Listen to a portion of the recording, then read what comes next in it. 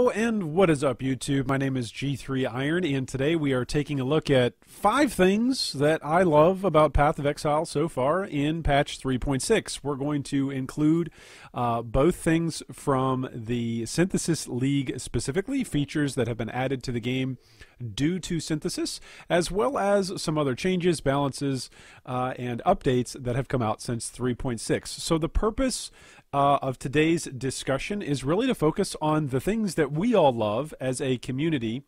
There's been lots of feedback, lots of critique about the Synthesis League, about the implementation of Betrayal. Many of you have probably participated in and seen the video that has come out earlier about just interacting with the league mechanics and frustrations and how we can give good feedback back to GGG about our frustrations. If you haven't seen that video, you can of course check it out. It'll be linked at the end of this particular video. But for this discussion right now, today, that we're having, we just want to focus on the things that we're enjoying. So want to throw it out to you all as a community. What are we enjoying together? And I'm going to share some of the things that I'm enjoying, and I've tried to title this in the singular, most clickbaity way possible. You can, of course, check out all of the timestamps if you want to jump to a particular discussion itself right above my slightly balding head. Those are hot linked down for you below in the video description. So let's jump right in. What's the first thing that I love? Well, I love having extra monsters in Path of Exile, and Cavis and Synthesis League give us exactly that. Cavis's memories provide extra monsters. So that means that we have more loot. It means that we have more experience in every single zone that we interact with. For a lot of people that simply want to zoom and go very fast and have a completionist style approach to the game, that's great. I'm not critiquing that in any way. I'm simply saying that if you want to have more monsters in any given particular sitting and zone, Cavis and other mechanics like Cavis allow you to have that. So I love having extra monsters. This is an action RPG, and so there's more stuff for us to kill and loot. Secondly, I love having extra monsters because the Nexus provides an optional way. This is 100% totally optional. You don't get ganked by Cavis. Cavis doesn't force himself on you in any way where the league mechanic is happening to you. It feels very much as though we are having to choose to interact with it, which means if you don't want to interact with it for a moment, you don't have to. You simply sit back and go, I'll come back to that later. Or if you're fighting, let's say, a rare mob, or if you're in the middle of a boss encounter, or if you're in the middle of a fight with a unique monster in a zone, you don't feel like, oh no, this extra thing is happening to me. You really feel like you get to choose the time and location and way in which you're interacting with both the Nexus as well as Cavis's memories themselves. So I love that aspect of Synthesis League, that we've got extra monsters and we get to choose how and when we interact with them. I think that those are great things. The second thing that I love about patch 3.6 is all of the new skills that have been introduced. So you can see all the way over there some percentages. Those are, of course, provided and outsourced by POE.ninja, which I just took a screen cap of the most popular skills being played presently. And Soul Rend itself looks outstanding. 10% of the league in Softcore Synthesis League are playing Soul Rend. That's 10% of the players who are level 91 to level 100. That's the data that POE.ninja can access. And that's awesome. That's fantastic to take a look at and to see that a new skill is really coming out and is popular. This happens quite often when there are new skills, but sometimes new skills are duds. You never know until the live patch actually goes through how a skill will perform. Soul Rend often, within the first few days of the league, a lot of people were playing it and said it was just terrible.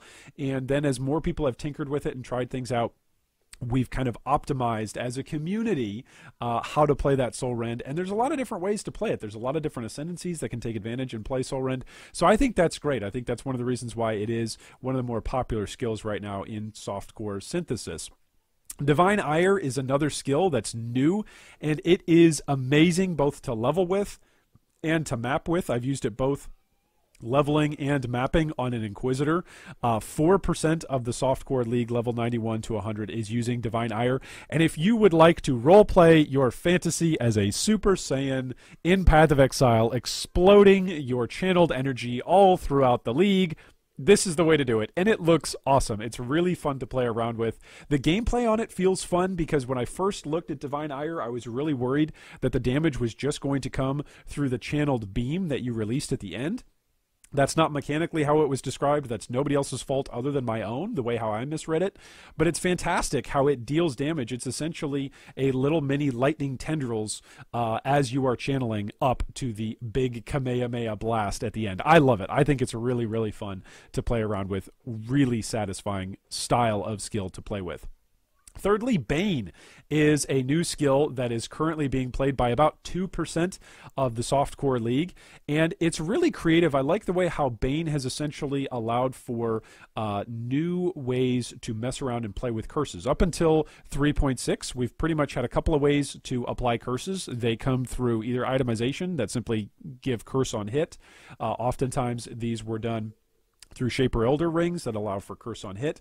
Also, of course, you've got the blasphemy setup where you can essentially run a couple of, if you've got additional curses enabled on your build, a couple of curses as auras around your character, which is pretty cool mechanically. And then, of course, you've got self-cast cursing as well. And then you've got totem cursing as well. And Bane is a really interesting, creative development inside Path of Exile to essentially get away from the cast while channeling or cast while damage taken, or cast when stunned socketed skill. It essentially says, look, we're going to give you all of the benefits of an additional skill gem that otherwise would mechanically be required out of a skill socket, but we're just going to build this into this particular skill gem and have it play off of other skills that you already would want to socket alongside it. So that's pretty cool. I think that's fun. It's innovative. It allows for multiple different ways to play and build around with it.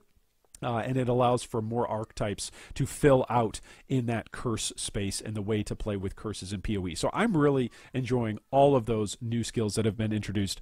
And of course, there's more. I mean, those are just the top 3 that I've looked at, watched, and played myself. There's others too. Wave of Conviction is awesome when you combine that with Divine Ire. It actually applies its exposure while you're channeling, which is great because if lightning damage, I think, is what I was using on my Inquisitor, was scaling up, essentially I was lowering the resistances of enemies for their lightning resistance, and then when I was blasting them with Divine Ire, they were just, everything was dead. You didn't even have to fully channel it. You didn't even have to halfway channel it. Stuff would just die. So that's really fun. Loving Wave of Conviction. Loving what Zealotry and Malevolence look like. I personally haven't played it, but I've seen other people play it.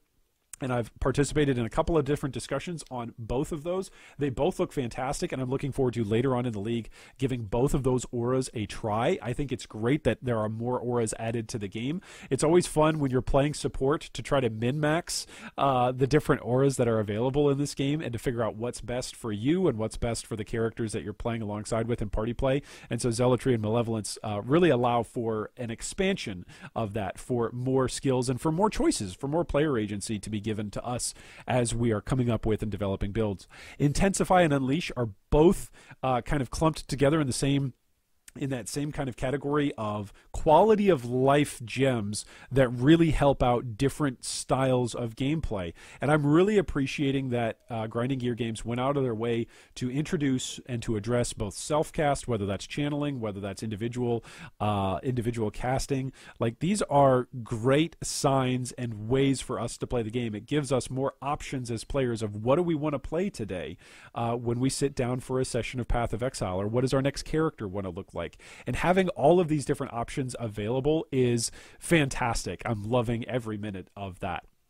Thirdly, I love the quality of life updates. I just got to give a shout out here to Grinding Gear Games. This is incredible, all right? This is unparalleled. I've never experienced anything else like this in playing online games. They've got speedy communication and turnaround on patches. I don't know anybody else that does this. I've played Fortnite, I've played League of Legends, I've played Rocket League, I've played Hearthstone, I've played World of Warcraft.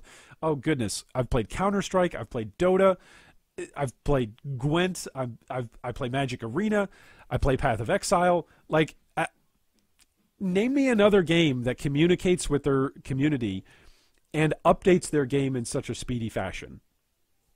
Like, I mean, feel free to leave me a comment down below. I've had lots of people in previous videos when I've been praising Grinding Gear games mention Warframe and the company that develops Warframe. That's great. I haven't tried Warframe out personally, but if they've got a similar style as Path of Exile, then that's great, because those two people would be like the only two people in the industry. I mean, we're talking in the span of March 8th release to what, March 15th, 16th, 17th, like the second weekend of the league. We've had 8 hot fixes and patches that have come out to fix various bugs and various problems that have happened with the league. That's incredible.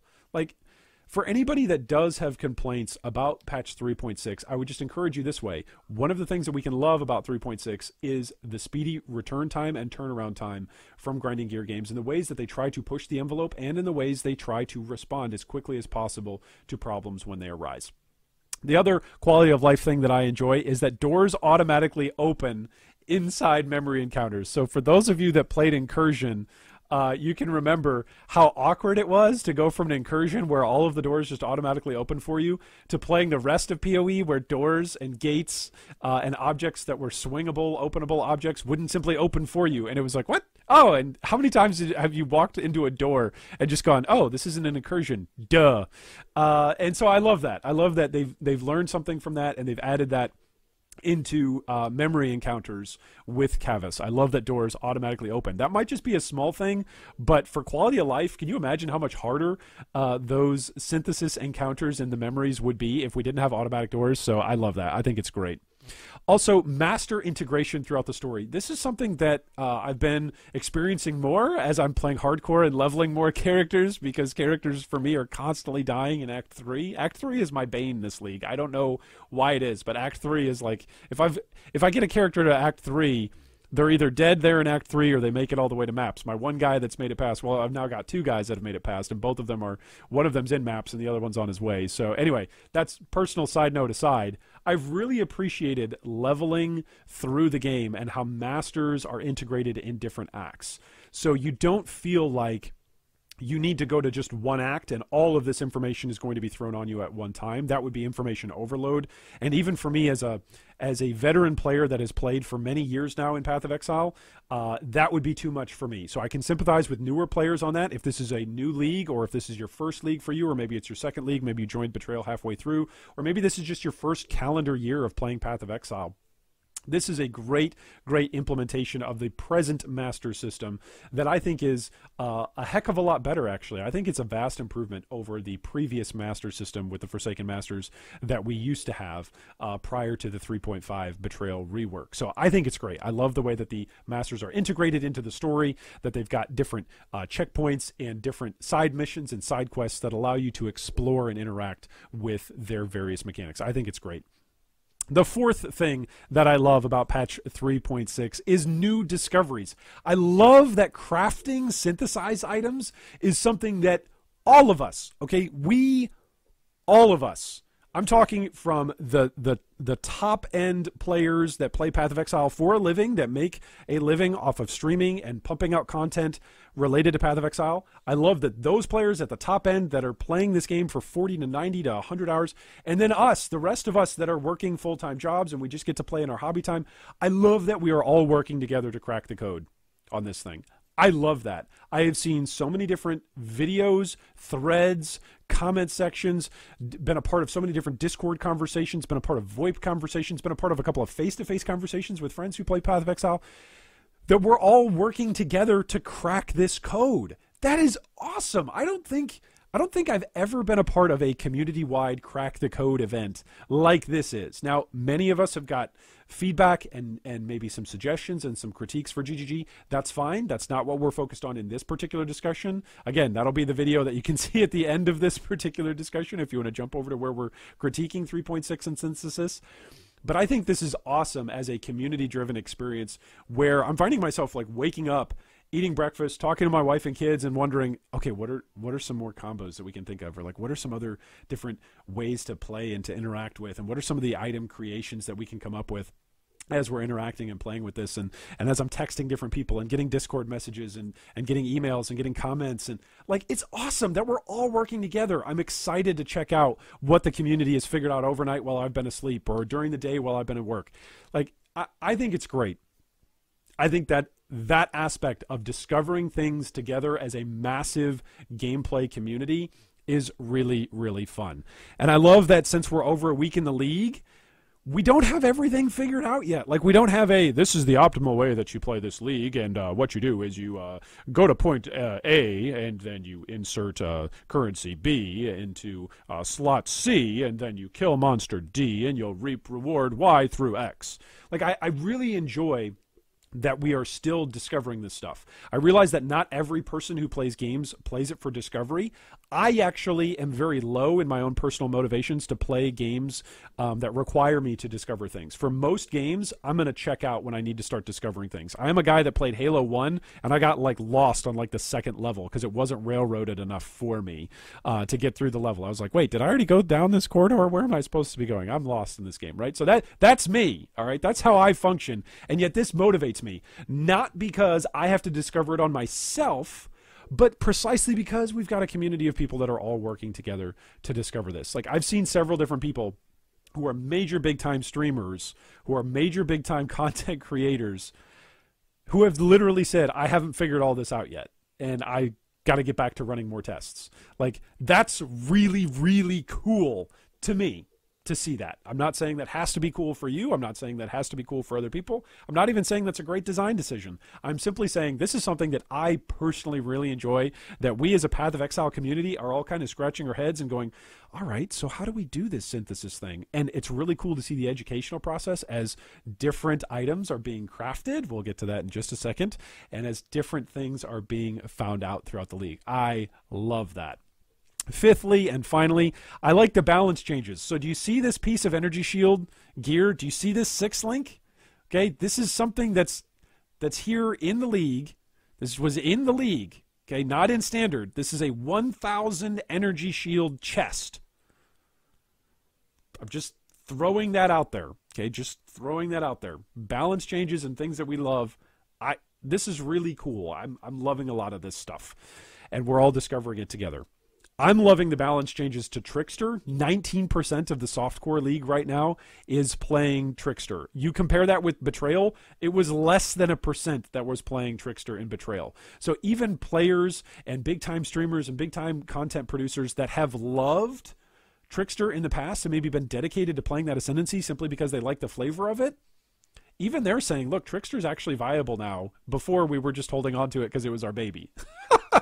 So it's really, really cool to see the changes to Trickster. It's also awesome to see the changes to Consecrated Ground. It feels amazing now. 10% of the league in Softcore is playing Inquisitor compared to 1% in Betrayal League. That is enormous, and not all of that is going to be due to Consecrated Ground. I'm not saying all of it is because of that single change, but that's really, really cool that a number of players are playing and using Consecrated Ground as an effect. And if you wanted to do more data research on this, you could look up Consecrated Ground and how many players are actually playing that. Melee has not gotten a buff in 3.6. That's coming in 3.7, and a bunch of people are actually playing, those who are playing Melee are actually playing with Consecrated Ground, with Consecrated Path, because Consecrated Ground got a change. So I think it's really, really cool, all of the changes, all of the balance changes that have come through for Consecrated Ground. Also, the passive tree around Templar, Witch, and Shadow offers exciting new combinations. So let's get into some statistics. What do I mean by that? Well, Mind Over Matter, 16% of the league used it in Betrayal. All right, 16%. Okay, that's still a significant chunk of the player base that's using it. But now it's 27%. Almost a third of the league is using Mind Over Matter. So maybe there were players before who were playing Path of Exile who didn't even know that that node existed or exactly how it interacted. Like, we're all getting a chance to see the power of this, and players are using it. That's really, really cool to see a keystone that a lot of people have passed by in the past and simply not cared about. And by the way, these are softcore numbers. This isn't just, oh, well, Iron, you're cherry picking from hardcore, and people in hardcore always want to play more with defensive keystones. No, this is this is softcore. People want to use mind over matter in softcore. I think that's cool. And of course, CI, Chaos Inoculation, it's up from 16% in Betrayal to 25% in Synthesis, which brings me to my final point. Energy Shield is back. Right, it's back. It got nerfed a long time ago in the dark ages before many of you downloaded Path of Exile, a free-to-play action RPG, and began playing. Like, back in the dark ages, Energy Shield was king. It was. There was a time when Energy Shield was king. It was ridiculous. And chess pieces like this one that's in this slide were absolutely unfathomable. It simply was not attainable. And we're seeing it happen in the league now. Energy Shield is back. It is strong, and dare I go out on a limb and say I like it, and it is meta. So all that being said, that's what I'm loving about patch 3.6. What are you loving about patch 3.6? Feel free to drop us a comment, leave us a note down below about what you're enjoying, maybe some questions to get your mind going or to get some feedback from each of you. Is there anything that stands out and you're really enjoying about the league itself, about Synthesis League itself? Just things that you're enjoying itself about Synthesis. Or maybe have there been changes, balances, or reworks that you've enjoyed playing with or playing through in 3.6? And then what new items, skills, or mechanics have you been enjoying in patch 3.6? Leave us a comment down below. And as always, thanks so much for watching, and I hope that today is a day that a Mirror of Calandra drops for you in patch 3.6.